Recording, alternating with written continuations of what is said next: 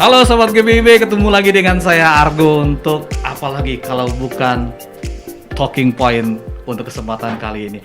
Dan episode kali ini akan lebih seru lagi karena biasanya satu, sekarang dua.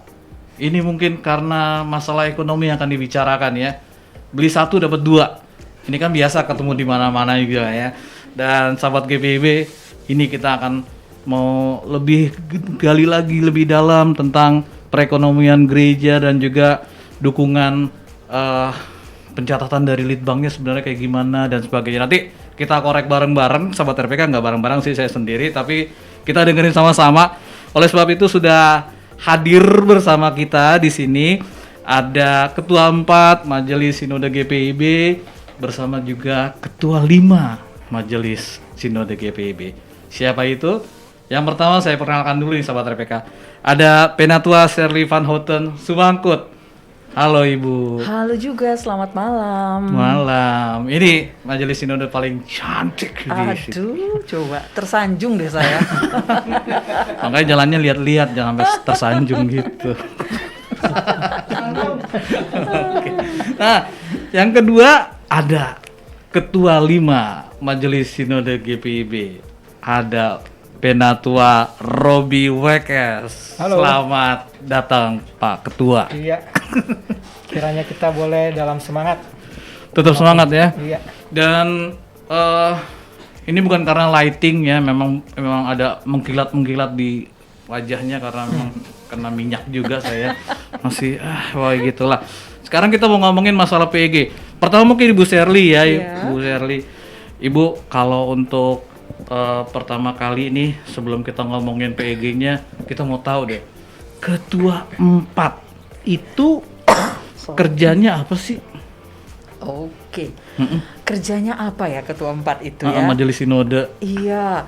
Kerjanya Ketua 4 itu, Ketua 4 PEG, Ketua 4 itu membidangi kan PEG ya, PEG. Pembangunan Ekonomi Gereja. Oh, PEG, Pembangunan Ekonomi Gereja. Jadi kerjaannya adalah bagaimana kita menciptakan sinkronisasi ya di dalam gereja ya. Bagaimana caranya kita melakukan pemberdayaan sehingga kita mendapatkan dana untuk operasional atau untuk pelayanan di dalam gereja. Wow, Nah, lumbung begitu juga. uang. Bukan. Pembukuan, iya termasuk di dalamnya. Tapi bagaimana caranya kita memikirkan namanya pelayanan kalau nggak ada dana kan nggak bisa jalan, ya. Jadi gimana nih caranya kita memikirkan pelayanan, kita memikirkan juga pengembangan ekonomi gerejanya, ya supaya pelayanan jalan, dana juga masuk, dan juga bagaimana kita melakukan pemberdayaan dari aset-aset yang kita miliki. Di samping itu juga bagaimana kita berpikir untuk pengembangan ekonomi warga jemaat. Banyak ya Bu ya? Banyak gitu, banyak banget. Ibu Penatua Shirley Van Houten. Ini tapi nanti kerjanya juga seputar itu semua ya? Iya, seputar itu. Dan Ketua 4 itu baik di sinode maupun di jemaat ya, itu membidangi juga untuk aset-aset. Ya, jadi kalau untuk di sinode itu semua aset adalah di bawah koordinasi dari Ketua 4.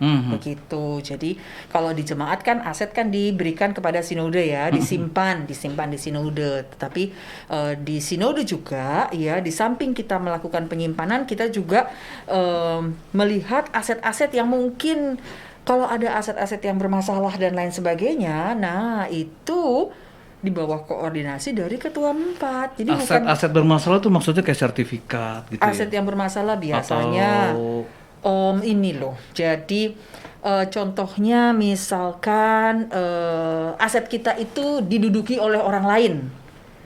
GPIB kan sangat kaya ya.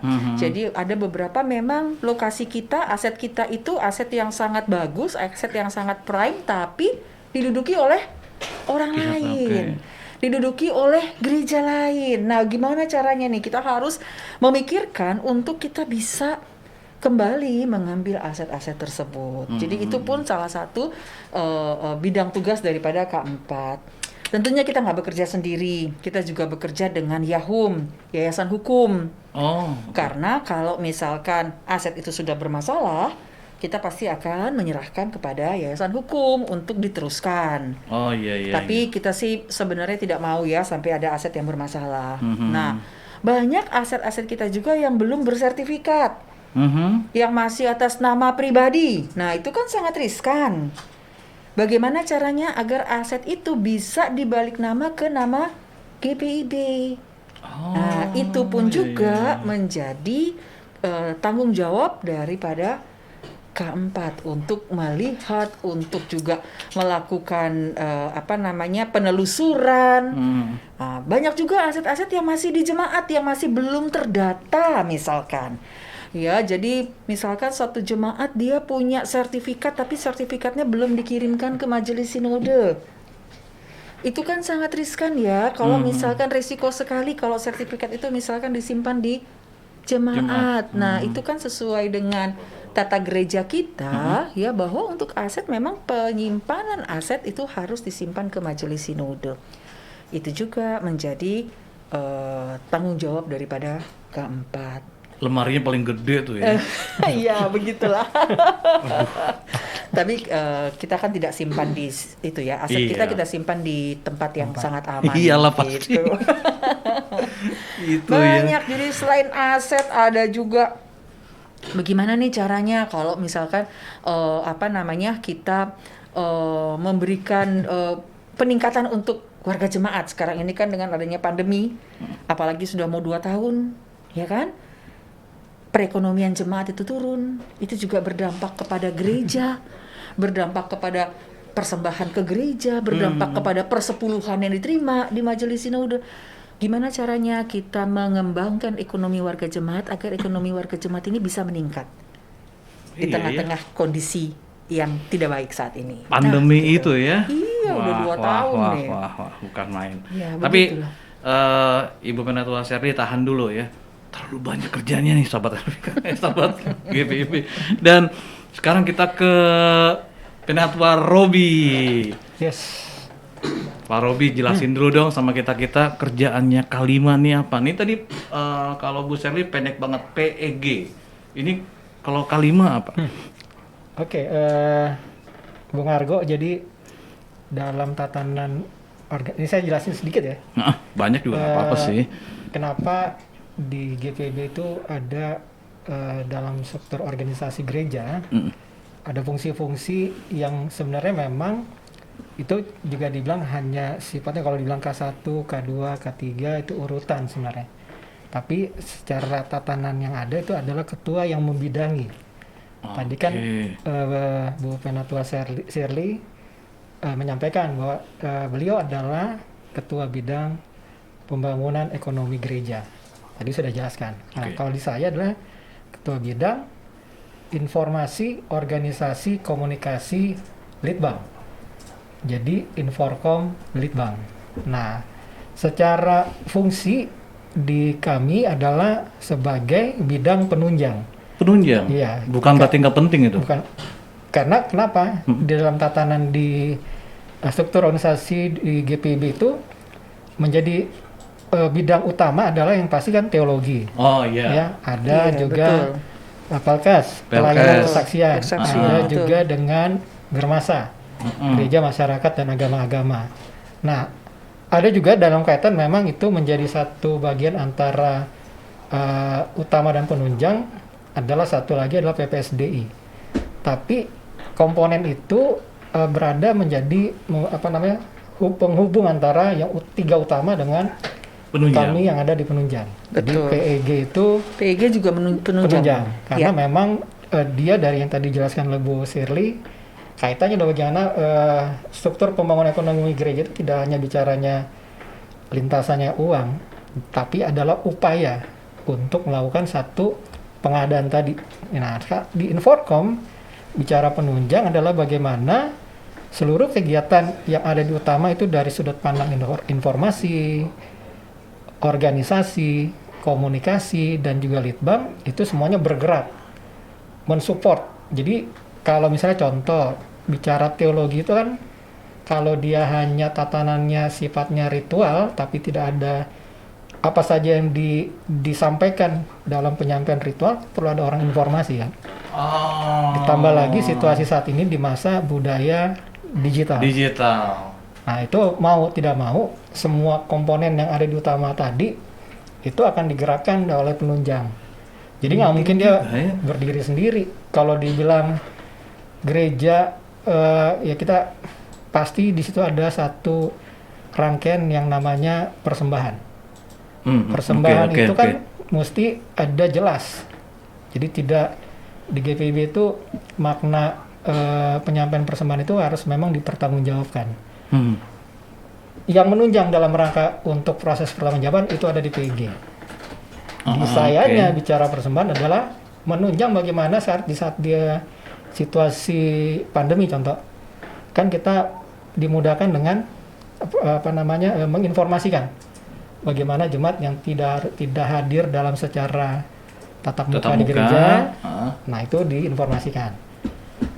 Penginformasian juga termasuk menunjang yang ada di PEG dari QRS atau media dalam rangka dikasih tahu cara-caranya gitu ya. Jadi ya itu pun komponen Inforkom kalau dibilang tadi banyak, ya realitanya seperti itu.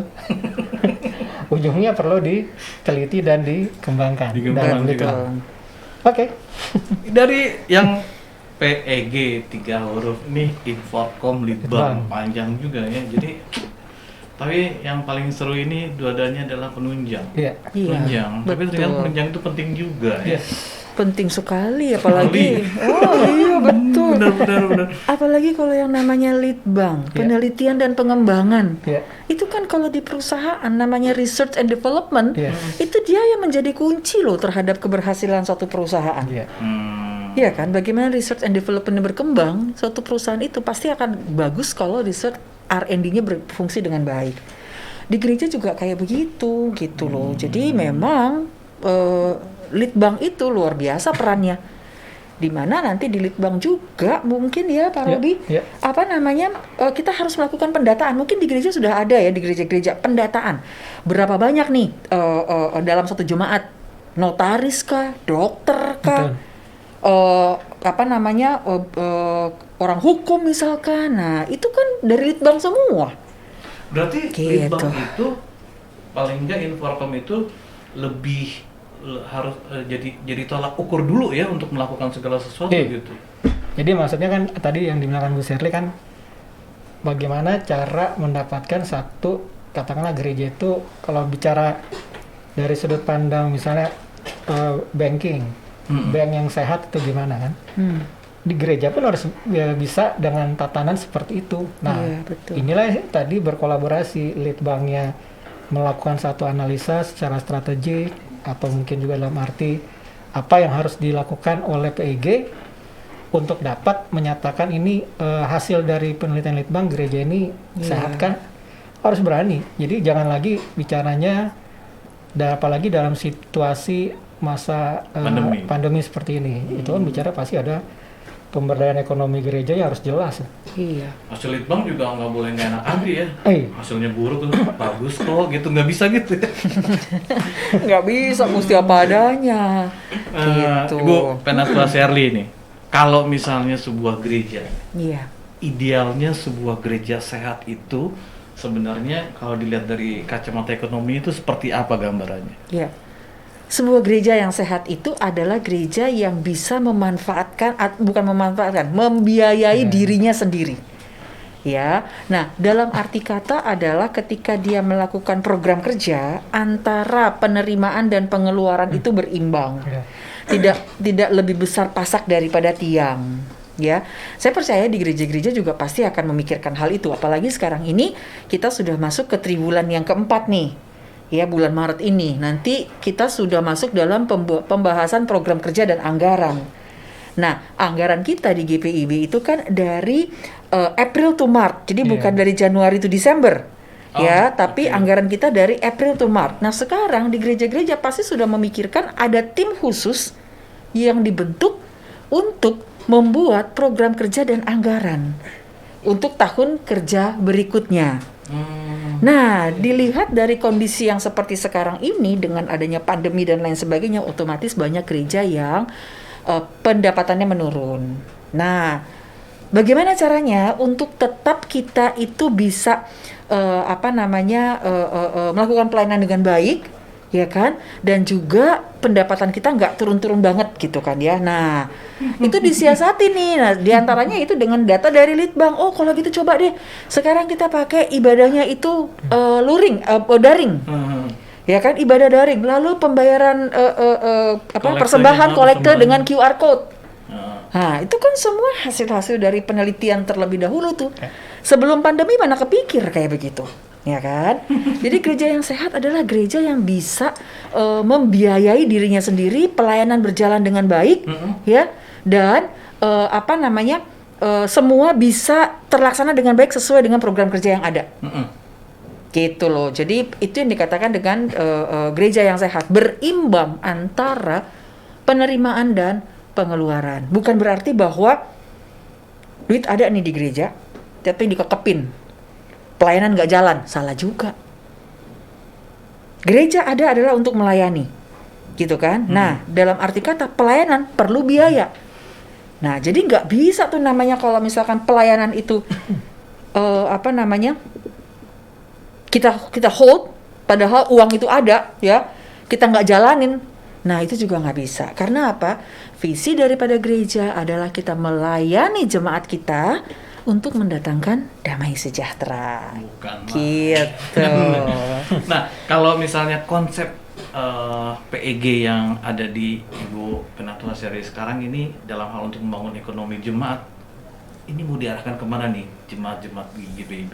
Oke, dalam kaitannya peningkatan ekonomi jemaat ya. Iya. Nah, peningkatan ekonomi jemaat itu kita di PEG di Majelis Sinode kita memiliki sub bidang itu pemanfaatan ekonomi, pengembangan ekonomi warga jemaat. Nah, untuk pengembangan ekonomi warga jemaat ini yang kita lakukan adalah kita akan bekerja sama mengembangkan UKM yang ada. Dengan kondisi yang seperti sekarang ini, ya, mereka yang bisa bertahan adalah justru usaha-usaha kecil menengah, ya kan? Nah, dalam hal ini kita itu akan membantu mengembangkan ekonomi warga jemaat melalui UKM yang ada. Dengan cara apa?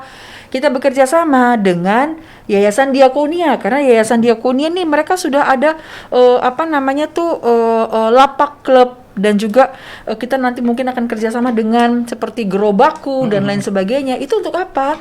Untuk meningkatkan UKM yang ada di gereja. Nah, di samping itu juga selain pembentukan UKM, kita juga target kita adalah kita akan mengembangkan koperasi. Ya, koperasi. Nah, jemaat-jemaat itu banyak nih yang belum punya koperasi. Bagaimana caranya kita membangun koperasi di jemaat? Ya, paling tidak koperasi itu menjadi solusi untuk meningkatkan ekonomi dari jemaat tersebut gitu. Dan juga kita punya target atau punya juga rencana untuk juga memikirkan bagaimana nih penciptaan lapangan kerja baru untuk pemuda-pemuda. Ya, pemuda-pemuda kita yang belum kerja, gimana caranya supaya mereka itu bisa mendapatkan lapangan pekerjaan. Kan sekarang banyak yang di PHK. Iya. Tapi kan nggak menutup kemungkinan ada juga tempat-tempat lain yang memang membutuhkan orang-orang untuk bekerja. Nah, itu yang kita fokus kita di tahun ini adalah untuk melakukan hal itu terkait dengan pengembangan ekonomi warga jemaat. UKM, koperasi, pembukaan lapangan kerja. Yes. 3 itu. Pak Robi. Yes. Di UKM, koperasi, sama pengembangan lapangan kerja. Yeah.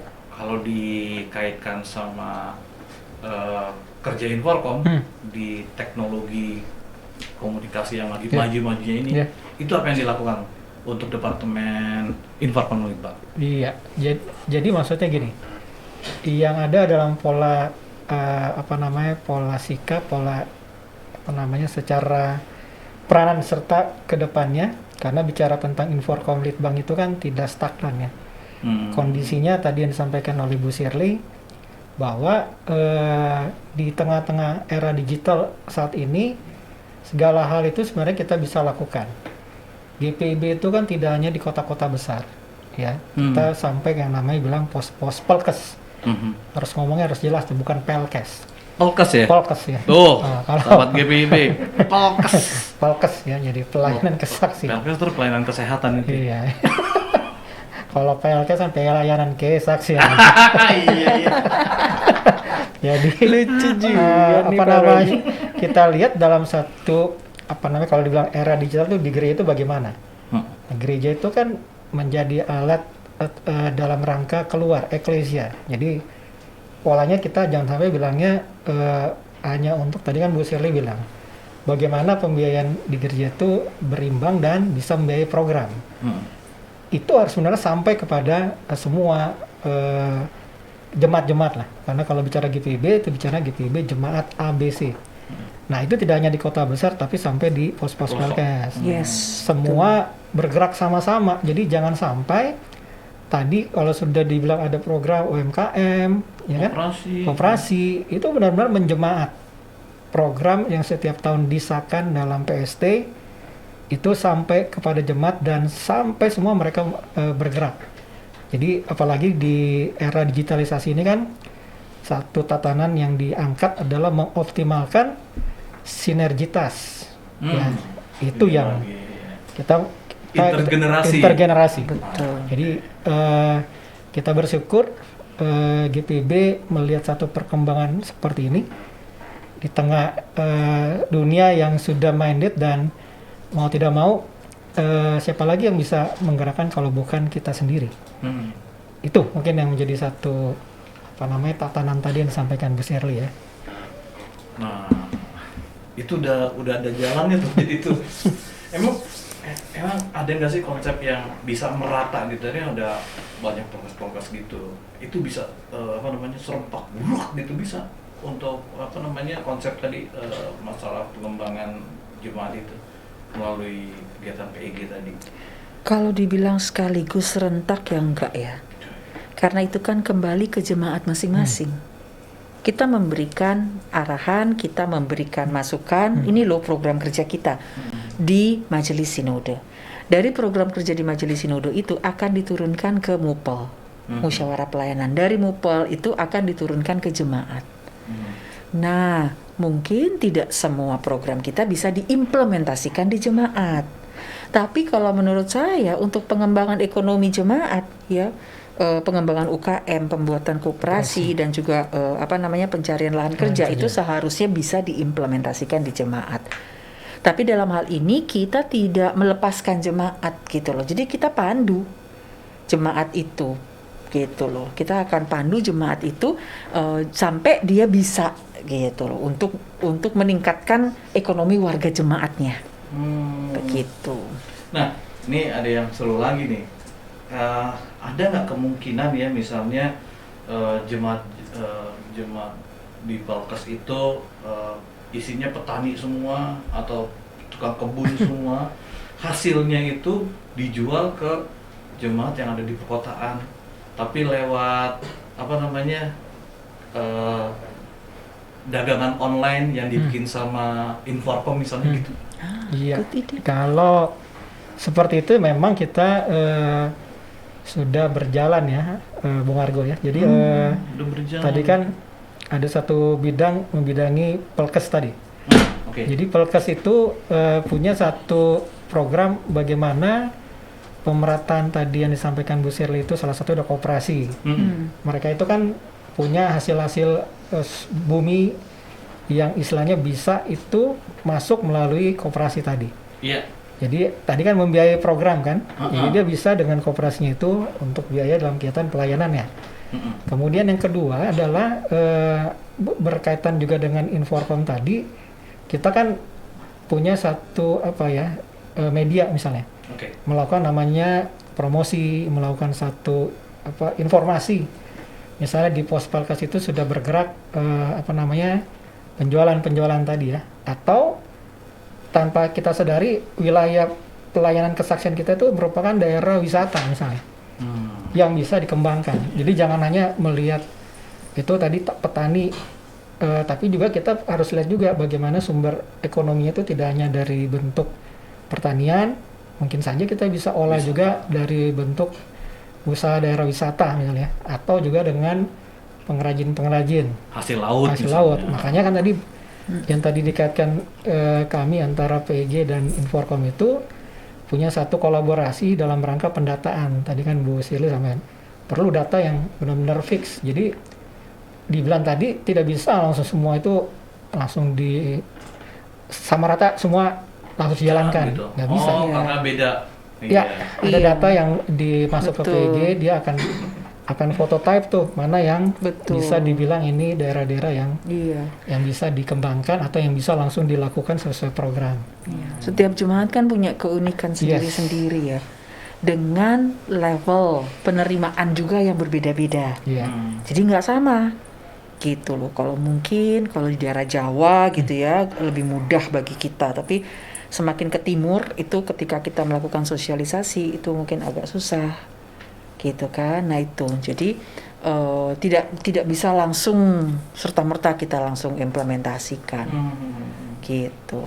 Kalau misalnya sumber dana jemaat atau gereja itu selain kolekte sama kotak-kotak yang di depan itu apalagi sebenarnya bisa jadi apa ya kreativitas baru gitu.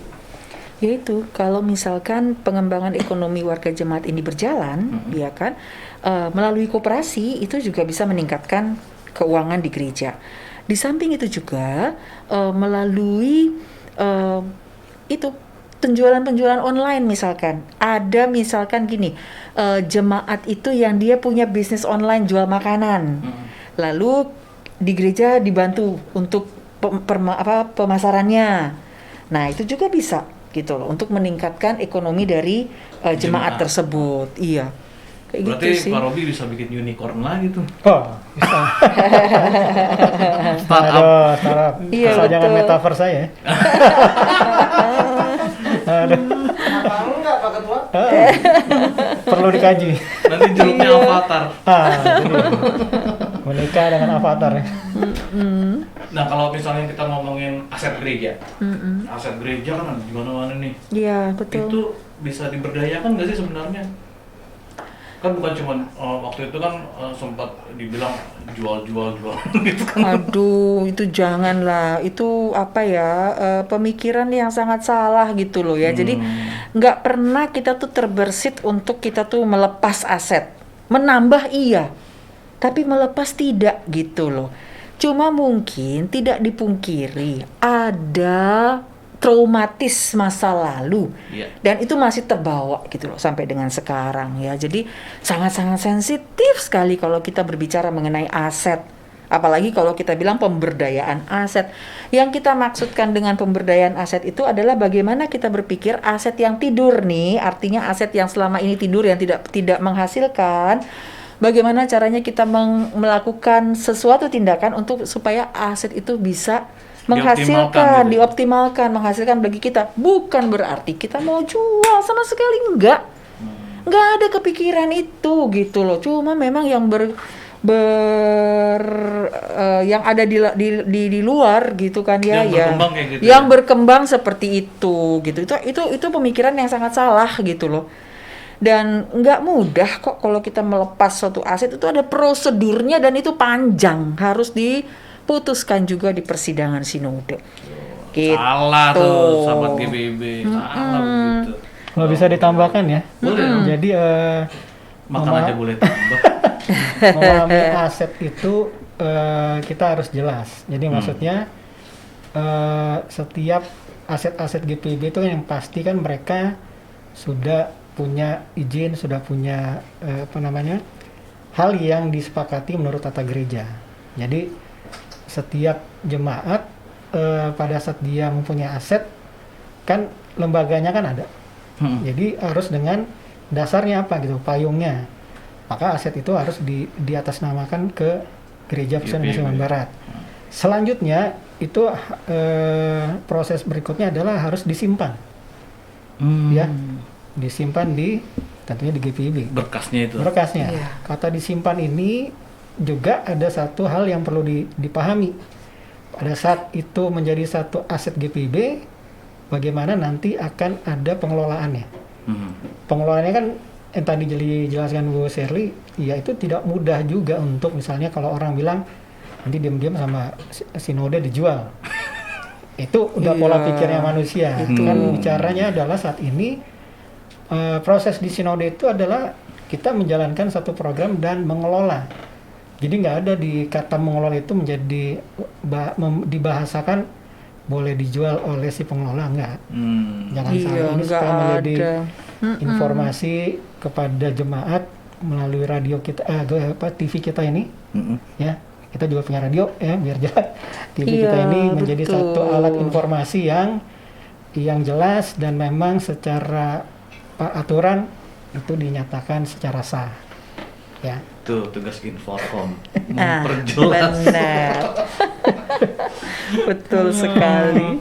Ini ada pertanyaan lagi nih, banyak banget sih tanya. Tadi kurang, sekarang banyak. IKN. Nah, IKN ini Oh, Ibu Kota Negara. Yang udah disahkan nih. Mm-mm. GPIB menangkap peluang itu nggak kalau dari PEG? Iya, itu juga tadi di dalam pembahasan kita di komisi, yaitu juga ada salah satu saran kita adalah kita harus bagaimana caranya kita melakukan pengadaan pengadaan lahan di lokasi IKN itu. Jadi itu merupakan salah satu rekomendasi kita dari PEG adalah kita akan mengadakan pengadaan lokasi lahan di IKN. Kenapa? Karena nggak menutup kemungkinan kalau misalkan itu berjalan, maksudnya IKN itu nanti terimplementasi, ya kan? Mungkin aja nanti bukan di Immanuel lagi gitu loh, majelis sinodenya, mungkin saja ya, gitu kan, bisa terjadi seperti itu. Jadi kita semuanya ke ibu kota negara, gitu. Jadi memang kita memang sedang memikirkan juga untuk pengadaan lahan di situ. Di samping itu juga kan sangat potensial ya lahan yang ada itu gitu loh. Kita bisa kembangkan lahan itu. Gitu. Jadi semoga bisa disahkan juga itu ya. Iya, semoga bisa. Bocoran. Gitu. Nah, kita punya badan usaha nih Bu Sherly. Iya, PT GPIB. Ada PT GPIB. Ini udah sejauh mana nih pergerakannya? Untuk sampai dengan sekarang ini PT GPIB memang belum running. Kenapa belum running? Karena pada waktu dia mau berjalan terhantam dengan pandemi kan.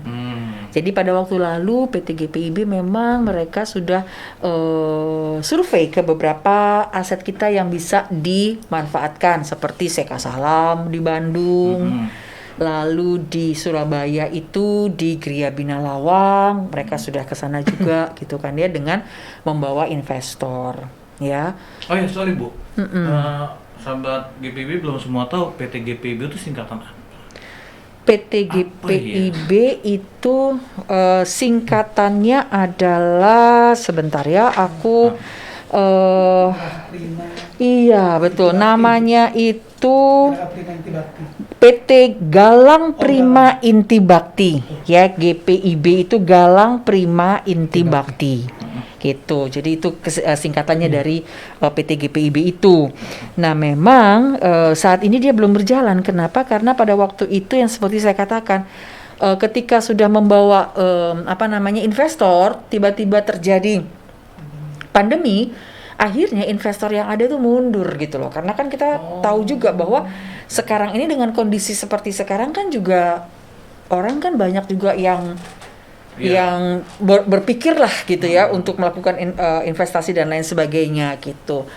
Nah kondisinya seperti itu ya. Jadi memang belum berjalan untuk PT GPIB ini. Tapi nggak menutup kemungkinan nantinya kita juga sudah melakukan pendekatan ya.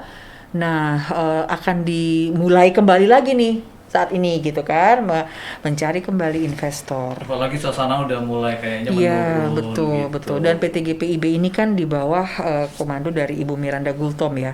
Dimana kita tahu bahwa Ibu ini memiliki jaringan yang sangat luas dan sangat baik sekali. Gitu, kita sama-sama berharap agar PT GPIB ini dapat segera running lagi gitu, dengan kondisi ekonomi yang sudah agak membaik saat ini. Oke. Gitu. Dan udah dikodein sama produser nih. Udahan katanya. Tapi satu, Bu Sherly, Iya. dari semua yang Ibu paparkan, apa yang diharapkan Ibu kepada jemaat, apa yang Ibu harapkan jemaat perbuat untuk menyambut ya tadi kayak UKM kah, operasi dan semua program yang tadi. Iya. Apa yang diharapkan? Tentunya yang diharapkan adalah program kerja yang kita sudah lakukan ini bisa terimplementasi ya di jemaat gitu kan ya. Dan kita juga berharap bahwa kita bersama-sama gitu loh dengan jemaat membangun jemaat gitu ya dengan satu tujuan yang sama.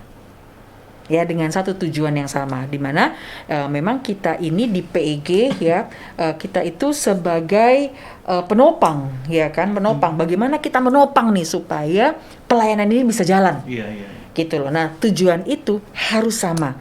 Sama-sama kita berjalan dengan motivasi yang baik, dengan positive thinking, tidak dengan pemikiran-pemikiran yang aneh-aneh gitu kan ya. Curigaan gitu. Nah itu janganlah, nggak bisa kayak begitu kan. Nah kita berjalan bersama-sama gitu loh. Untuk apa? Untuk mendatangkan damai sejahtera bagi siapa? Bagi jemaat. Kalau jemaat damai sejahtera kan enak gitu loh, ya kan. Dan semuanya ini kan kita kembalikan kepada atas kemuliaan nama Tuhan ya. Jadi semua kita lakukan bukan karena kekuatan kita, tapi karena memang Tuhan berkenan untuk kita lakukan hal itu. Itu yang saya harapkan. Jadi at least paling tidak program kerja kita ini bisa diimplementasikan, lalu pengembangan ekonomi warga jemaat itu bisa naik gitu kan ya. Aduh, rasanya bersyukur sekali kalau kita bisa membantu jemaat dalam hal ini. Udah Itu dari ngebayangin saya. duluan ya. Gantian sekarang Pak Robi. Yes. Apa nih Pak Robi yang diharapkan supaya jemaat bisa ikut serta ataupun juga mempersiapkan diri terhadap program-program yang sudah disiapkan dari Informan Litbang? Iya, tentunya kita berdasarkan bagi GPB kan ada misi menghadirkan damai sejahtera. Nah, kata damai sejahtera itu kan muatannya dalam dasar kan teologi.